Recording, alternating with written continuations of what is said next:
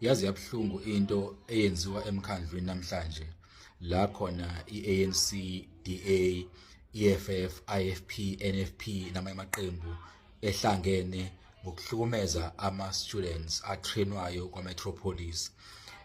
La kurecommendwa ukuthi akushintshwe indlela abathola ngayo imali netraining yeMetropolis.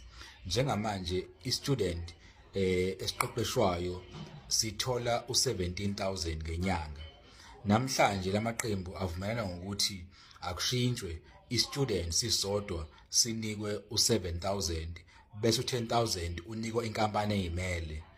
Okumangazayo ukuthi Action SA kuphela ephikisana lesiphakamiso, ngoba si-Action SA siyakholwa ukuthi lento i-exploitation yabantu bakithi. Kubhlungu ukuthi iningi lama-students abantu abamnyama bahlukunyezwa abantu abamnyama, kodwa ke nabantu bawuqhubeka bavotela amaqembu abahlukumeza ngoba ayazi ukuthi awanandaba, ngoba ayazi abantu come election bazowavotela. Ake nivuke abantu bakithi, vukani manje, isikhathi ukuthi nivuke. Awukwazi ukuthi ngempela ungathi unabaholi abamele wena.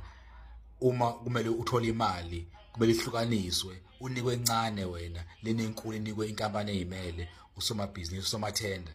Ngoba phela u10,000 wonke uzoya kulo muntu oyimeleyo, u7,000 u7,000 uye kuma-students. Yini evimba ukuqhubeka ngendlela bekwenziwa ngayo ukuthi i-student sinikezwe u17,000? Ungenzani ngo7,000?